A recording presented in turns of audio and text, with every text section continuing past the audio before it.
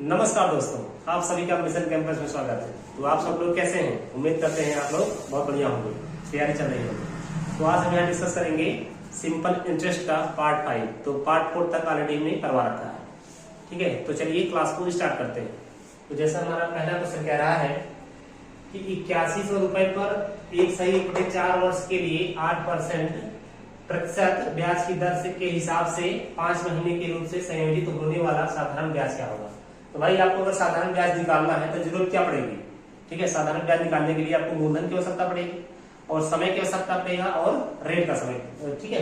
लेकिन यहाँ पे भाई समय भी दे रखा है, रेट भी दे रखा है, लेकिन आपके साथ एक कंडीशन भी रख दिया, शर्त रख दिया है कि 5 महीने के रूप से आपको संयोजित करना है, ठीक है। तो ऑलरेडी हमने पार्ट 1 में भी बता रखा है, मतलब एक आधो पार्ट में और बता रखा है कि रेट कैसे निकलता है इस कंडीशन के रूप में और समय कैसे निकलता है। अगर रेट आपको पता करना है तो रेट गुणे महीना कर लेंगे, बटे में 12 कर देंगे, ठीक है। तो हमारा रेट निकल जाएगा। समय निकालना है तो समय गुणे 12 बटे महीना कर देंगे, ठीक है। चलिए करते हैं हमारी बारी। रेट आपके पास रेट कितना है, 8 है, ठीक है। 8 गुणे महीना, महीना कितना है, 5 महीना कहता है, ठीक है। बटे में 12, 4 गुना 8, 4 तिहाई 12, ठीक है। अब ये कितना हो गया, 5 गुना 10, 10 बटे में ये निकलो, 10 बटे में 3 हो गया। कैंसिल क्या भाई, रेट निकल गया, ठीक है। अब समय भी निकाल सकते हैं। समय कितना है भाई, 4 एकम 4, 4 एक 5 बटे में 4, 5 बटे में 4, गुणे में 12, महीना कितना है 5, 5 5 कट जाएगा, ठीक है। 4 एकम 4, 4 3 12। इस तरह से हमने फाइंड कर लिया कि समय हमारा निकल गया 3 साल है और रेट हमारे पास मिल गया है 10 बटे में 3। तो भाई साधारण ब्याज निकालने में हमें कोई दिक्कत होना नहीं चाहिए ना। हाँ, लेकिन ये सवाल कौन सी पता है, ये कल हमने पार्ट 4 बता रखा था सिंपल इंटरेस्ट का। तो ये दूसरी सवाल है जिसमें कि कुछ टेक्निकली फॉल्ट आ गया था, इस वजह से वीडियो रुक गया था। इसलिए हमने इसको पहले क्वेश्चन पे इसको अप्लाई कर दिया है, इसको जाके मतलब कन्वर्ट कर लेना है। मतलब पार्ट 4 का ये दूसरा क्वेश्चन है, ये पार्ट 5 में इसको हम पहले क्वेश्चन पे ला दिए ताकि दिक्कत ना हो, ठीक है। पार्ट 4 का है ये। चलिए, तो आपसे पूछ रहा है सिंपल इंटरेस्ट ना। सिंपल इंटरेस्ट बराबर होता है, सिंपल इंटरेस्ट होता है PRT by 100, PRT by 100। Simple interest ही पूछ रहा है आपसे। मूलधन कितना है, 8100 है, ठीक है, 8100। और उसके बाद रेट कितना पाए यहाँ पर, 1 पाए है, 10 बटे में 3 पाए हैं। समय कितना मिला है, 3 साल मिला है। और बटे 100 तो होता ही होता है, क्यों भाई, ये डबल जीरो कट जाएगा, 3 से 3 कट जाएगा, 81 गुणे 10 कर देंगे, ठीक है। कितना हो जाएगा, 810 रुपये, ठीक है।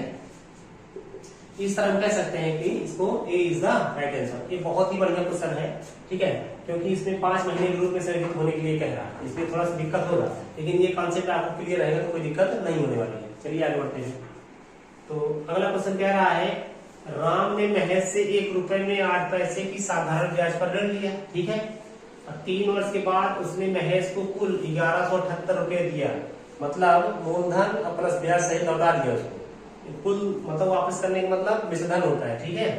तो राम ने कितना ऋण लिया था भाई, यहाँ तो रेट समझ में नहीं आ रहा है, लेकिन 1 रुपए जब लेता है तो 8 पैसा भी उसको ब्याज देना पड़ रहा है, ठीक है। लेकिन जो होता है परसेंटेज रेट हमारा होता है 100 पे निकलता है, ठीक है। 1 रुपए बराबर कितना दिया है, 8 पैसा दिया है, ध्यान रखना बात को। तो 100 रुपये बराबर कितना हो जाएगा, 100 रुपये बराबर हो जाएगा 800 पैसा, ठीक है। अर्थात इसको ब्रैकेट में लिख सकते हैं 8 रुपया। तो इस तरह से हमारा रेट कितना निकल गया है। अब यहाँ पे रेट लिख सकते हो, रेट हमारा आ गया 8%। कितना आया रेट, 8%, ठीक है। तो क्या पूछ रहा है आपसे, कितना ऋण लिया था भाई, ये तो हमारा मिश्रधन है, तो मिश्रधन हम इसके बराबर करने का प्रयास करेंगे। मूलधन तो अपने आप में 100 होता है, रेट पता है और समय पता है, यहाँ से हम काल्पनिक ब्याज भी निकाल सकते हैं, ठीक है। तो 8 तिरिक 24, तो ब्याज निकल गया। और मूलधन अपने आप में 100 होता है, ठीक है। 100 प्लस 24 किसके बराबर हो जाएगा, ये 1178 के बराबर हो जाएगा। 100 भाई मूलधन, और ब्याज हमारा 8 अतिरिक्त 24, यही काल्पनिक ब्याज बताए थे ना, 8%, ठीक है। 8 गुणे 3 24 ब्याज है प्लस 100 मूलधन, जोड़ देंगे तो इस मिश्रधन के बराबर हो जाएगा ना। भाई हमें सेटिस्फाई करवाने से मतलब है, मैथ में क्या होता है, सेटिस्फाई आप करवा दीजिए मत बस। ये मिश्रधन है, मिश्रधन किसी तरह से लाए इसको, तो 8 3 24 ब्याज मिल गया। मूलधन अपने आप में 100 होता ही होता है, तो 8 3 24 100 124 हो गया। 124 बराबर कितना दिया है, 1178 दिया है। आपसे ऋण पूछ रहा था कितना लिखा है, मतलब मूलधन कितना लिखा था कर्जा 1178 बटे में 124, ठीक है, अब गुणे में 100 कर लीजिए।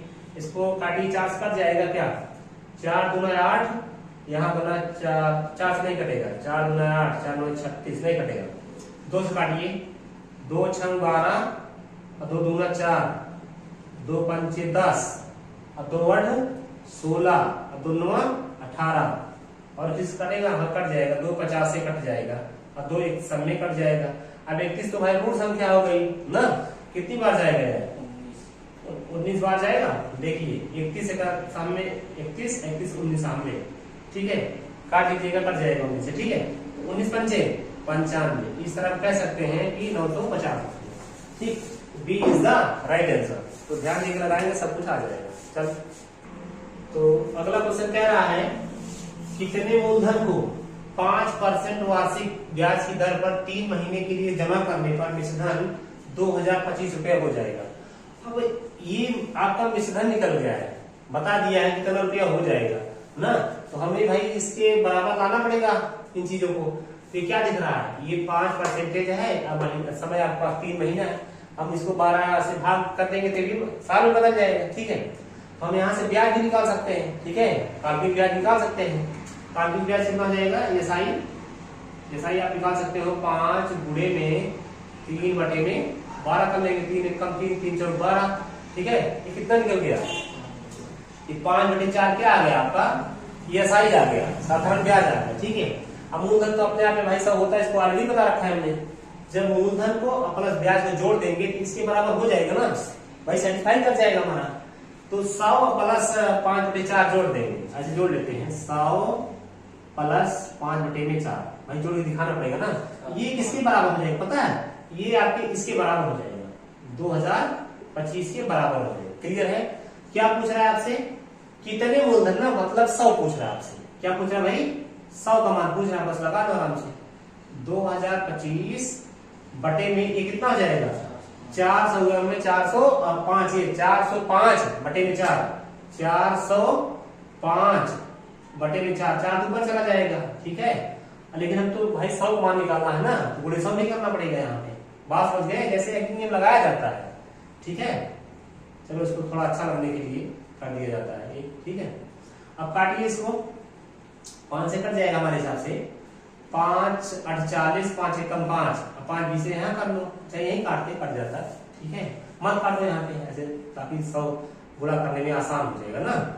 5 48 5 एकम 5 और 5 4 20 ना, और 5 25। क्लियर है। अभी किससे कट सकता है, 9 से कट जाएगा सर, हाँ कट जाएगा, 9 4 36, 9 बचे 45, 9 9 81, 9 बचे 45। क्लियर है। ये 5 4 20, 20 मतलब बोले तो 2000। बहुत बढ़िया क्वेश्चन था ये, 2000। इस तरह हम कह सकते हैं कि ए इज द राइट आंसर, मतलब मूलधन को 2000 रुपए लगाया। ठीक है, तो अगला क्वेश्चन कह रहा है 2665 रुपए की धनराशि को 2 भागों में उधार इस प्रकार दिया गया है कि प्रथम भाग पर 3% प्रतिवर्ष की दर से 8 वर्ष में अर्जित ब्याज जो होगा वो द्वितीय भाग पर 5% प्रतिवर्ष की दर से 3 वर्षों में अर्जित ब्याज के बराबर हो, तो द्वितीय भाग क्या होगा। अगर हमें किसी तरह से पहला भाग और द्वितीय भाग का अनुपात मिल जाए तो हमें भाई सवाल को खेलने में कोई दिक्कत नहीं होगी ना। तो ब्याज बराबर कह रहा है, तो ब्याज पहले भाग का कितना निकल जाएगा, कह रहा है ना भाई ब्याज दोनों पर क्या है, बराबर है। ब्याज के रूप में ये देखो ब्याज के बराबर है, मतलब आपस में दोनों ब्याज के बराबर है। तो पहला क्या है भाई, पहले का हमारा 3% है, 8 साल है। मान लेते हैं पहला हमारा ये है, ठीक है, ये पहला हो गया, ठीक। तो अब ब्याज इसका कितना हो जाएगा, 3 8 24 हो जाएगा भाई ब्याज ही ना। और दूसरा मान लेते हैं कि हमारा सेकंड पार्ट हो जाएगा ब्याज, अब कहाँ गया, 5% है, 3 साल है ना। तो हम क्या लिख सकते हैं, इसको 15 लिख सकते हैं। तो 3 8 24, 3 5 15। इसका मतलब है कि पहला अनुपात दूसरा अनुपात हम निकाल सकते हैं। कोई सब भाई यहाँ तक, ये पहला हो गया, ये दूसरा हो गया, ठीक। अब दोनों को भाग का भाई मूल तो दिया है, मतलब 8 5 13 का मान दिया है। 13 बराबर दे रखा है आपको 2665, यहाँ तक कोई दिक्कत नहीं होना चाहिए हमारे अकॉर्डिंग। कह रहा द्वितीय भाग बताओ, वही द्वितीय भाग कहीं है 8 मान बता दो इजीली एकदम। 2665 बटे में 13 गुणे में 8, 13 दूना 26। अब यहाँ पे कॉमन सेंस की बात है, जो जीरो नहीं लगाएगा उसका गलत हो जाएगा। अरे भैया अगर 13 दूना 26, 13 पच्चीस 65, 13 पैसा में क्या 26 65 होता है? नहीं होता है ना। इतना कॉमन सेंस आपको रखना पड़ेगा ध्यान ना, यहाँ जीरो बढ़ाना पड़ेगा, फिर 13 पच्चीस 65 लिखना पड़ेगा। ठीक है, अब क्या हो जाएगा 45, 8 से पन्ने सिफर, लेकिन हाथ से तो लिखना पड़ेगा 4 ना, 8 दूना 16। इस तरह से हम बता सकते हैं कि 1640 इज द राइट आंसर, मतलब D is the right answer. बहुत ही बढ़िया क्वेश्चन था। ठीक है, तो अगला क्वेश्चन कह रहा है एक आदमी 3 माह के लिए एक बैंक से 1200 रुपए कर्ज लेता है। ये दशमलव बढ़ा के डबल जीरो ओनली आपको मूर्ख बनाने का काम है यहाँ पे। ठीक है, ताकि आप किसी तरह से कंफ्यूज हो मात्र बस, और कोई मतलब नहीं है इसका। ओनली 1200 रुपए लिखा गया। ठीक है, आपको कंफ्यूजन में डालने के लिए दशमलव 00 बढ़ा रखा है। ठीक है, सवाल वह पाता है कि उसे 1236.00 का मतलब क्या? कुछ नहीं, मतलब 1236 रुपया है। ठीक है, ताकि आप यहाँ पे आके फंसे। तो बैंक को लौटाना है तो ब्याज दर क्या है? ये सवाल आप नहीं कर पा रहे हैं, इसका मतलब आप ट्राई नहीं कर रहे हो। बाकी जानते सब कुछ हो, आप कोशिश नहीं कर रहे हो, बस सवाल देखे रहे कैसे होगा। 3 महीने आ गए, अरे भाई इसमें है क्या? आप सोच के भी समझ सकते हो उसको कि एक आदमी 3 माह के लिए बैंक से 1200 रुपए कर्ज लेता है। मान लेते भाई कर्जा हमने लिया है 1200 रुपया 3 माह के लिए। ठीक है, वो पाता है कि उसे 1236 रुपया बैंक को लौटाना है।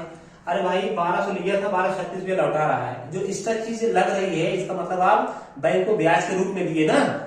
भाई ब्याज आपको कितना मिल गया? ब्याज आपको 1200 रुपया लिए थे कर्जा और 1236 रुपया लौटाए। इसका मतलब है 36 रुपया आपको एक्स्ट्रा देना पड़ा। एक्स्ट्रा क्या कहलाता है? एक्स्ट्रा ब्याज कहलाता है।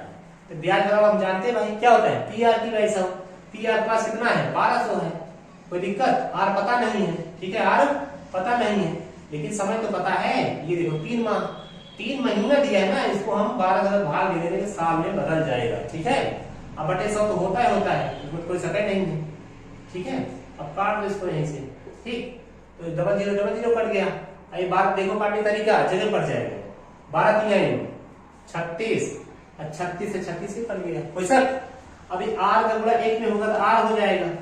ठीक है, अब 12 का गुणा 1 से होगा तो 12 होगा। तो काटने के बेइंतहा तरीके हैं, आप जहां तक आप खेल सके, जहां तक आप काट सके। ठीक है, इसको भी अलग अलग काटते तो काटता।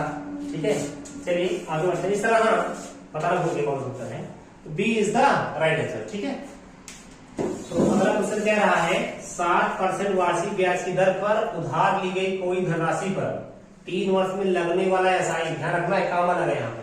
एसआई जो है 1750 रुपए की राशि, ये मूलधन है, ये एसआई अलग बात है। ठीक है, 1750 रुपए की राशि 5% वार्षिक दर पर 4 वर्ष में लगने वाली ब्याज से समान है। तो आपसे मूलधन पूछ रहा है, मतलब ब्याज आपस में समान है। तो भाई एसआई बराबर क्या बताए थे? PRT बाई 100 ना। एसआई बराबर क्या होता है? PRT by 100। ठीक है, तो पहला हमारा मान लेते हैं कि मूलधन हमारा पता नहीं है, शायद पूछ ही रहा है। ठीक है, तो एसआई बराबर क्या होता है? PRT बाई 100 होता है। PR कितना है? 7 और T कितना है? 200 बटे में 100। इसको 100 लगाओ या ना लगाओ, आपस में जाके आगे काट जाएगा। ठीक है, लेकिन इसका P तो पता है, इसका P पता है। कितना पता है? 1750 रुपए। ठीक है, 5% है। समय कितना दिया है? 4 साल दिया। ठीक है, बटे में 100 तो होता है। पता है ना, ये 100 लगाओ या ना लगाओ, आगे जाके कट जाएगा, क्योंकि यहाँ भी बटे में 100 होगा ना। कट गया है, अब और काट लो इसको। अब जैसे काट सकते हो इसको, 2 दूना 4 कट जाएगा। ठीक है, 2 दूना 4 कट जाएगा, और कट रहा है 7 दूना 14, 7 पचे 35। ठीक है, अब ये क्या हो जाएगा? और कट रहा है कहीं पे 5 दूना 10 हो जाएगा। ठीक है, 5 दूना 10 और 250 में भाई 10 से गुणा करेंगे कितना हो जाएगा? अरे हो जाएगा 2500 ना। 250 ऑलरेडी है, ये 5 दूना 10, यहाँ भी 1 जीरो बढ़ जाएगा ना। इस तरह हम कह सकते हैं इसको कि B is the right answer. ठीक है, बहुत बढ़िया क्वेश्चन था। तो अगला क्वेश्चन कह रहा है किसी मूलधन पर 8% वार्षिक दर पर 6 महीने का और 6% वार्षिक दर पर 14 महीने का साधारण ब्याज का अंतर 300 रुपया है, तो मूलधन क्या होगा? भाई साधारण ब्याज का अंतर दे रखा है, इसका मतलब है कि अगर हमें ब्याज अगर मिल जाए दोनों का, हम दोनों का अंतर निकालेंगे, फिर इससे हम समान कर सकते हैं। ठीक है, तो यहाँ पहले एक तरीका बताए थे ना हम, एसआई काल्पनिक ब्याज बराबर क्या बताए थे, आरटी परसेंटेज, यही बताए थे ना, आरटी परसेंटेज। ठीक है, तो पहले निकालिए पहले वाले का, कितना हो जाएगा, ये आपका 8 कितना है, 80% है ना, 8 गुणे 6 महीना है ना, तो बटे 12 करेंगे। ठीक है, 6 कम 6 दूना 12, 2 4 8, पहले ये आ गया। ठीक है, अब दूसरे क्या हो जाएगा, दूसरा क्या है, 6% है, तो 80% है, 6 गुणे में महीना कितना है, 14 महीने, लेकिन इसको 12 भाग करना पड़ेगा भाई ना, क्या हो जाएगा, 6 दूना 12, 2 7 14। इन दोनों का अंतर तो ही दे रखा है ये, मतलब 4 और 7 का अंतर कितना आया, 3, ये 3 बराबर तो ही दे रखा है ना, 300। क्लियर है, तो आपसे मूलधन पूछ रहा है, मतलब 100 का मान क्या हो जाएगा, बस हो गया काम खत्म। ठीक है, सवाल को देख के घबराना नहीं है, सवाल को देख के घबराना नहीं, सवाल टफ है, इतनी बड़ी कैसे आएगा, तरीका आपको आना चाहिए मात्र। ठीक है, इस तरह कह सकते हैं इसको कि 10,000 इसका राइट आंसर। ठीक है, देखो अब अगर आसान सवाल करा दे तो क्या मिलेगा आपको, सवाल मतलब एग्जाम में फंसना चाहिए ना, सबसे बड़ी बात ये नहीं कि हम इजी क्वेश्चन करवा दें, आपको भी मजा है, हमें भी मजा आए लगाने में, अरे इतना बढ़िया बढ़िया सब सवाल लगा दिए। भाई ऐसे सवाल बताओ, ऐसे सवाल समझाओ, लगाओ, ताकि जो आपको एग्जाम में कुछ बेनिफिट मिले ना, भले मतलब आपको टफ लगेगा एक बार की टफ क्वेश्चन है, लेकिन आपकी कैरियर के लिए अच्छे सवाल है। ठीक है, क्वेश्चन टफ हो इससे मतलब नहीं, ये तरीका आपका समझाने का होना चाहिए बेहतर, वही मेन पॉइंट है। चलिए आगे बढ़ते हैं। तो अगला क्वेश्चन कह रहा है कि कोई धन साधारण ब्याज की वार्षिक दर पर उधार दिया गया, ध्यान रखना है, वार्षिक दर पर उधार दिया गया, 5 वर्ष बाद एसआई जो है उसके अर्थात किसके, मूलधन के 1/4 के बराबर हो जाता है। ठीक है, तो ब्याज की दर क्या है, ठीक है, मानते हैं कि आपका एसआई ए है, ठीक है, आपका मूलधन क्या है, पी है, लेकिन कंडीशन अनुसार हम लगाएंगे, एसआई जो है ये उसके अर्थात मूलधन के मतलब गुणा कितने के बराबर है, 4 के बराबर है, ये क्या हो जाएगा, ऐसे कर लो इसको, ये 4i हो जाएगा। ठीक है, ये क्या हो जाएगा, 1p हो जाएगा, क्या हो जाएगा भाई, 1p हो जाएगा। ठीक है, तो i और p का अनुपात निकाल सकते हैं, i और p का अनुपात हम निकाल सकते हैं, कितना हो जाएगा, 1:4 हो जाएगा, कोई शक, क्लियर।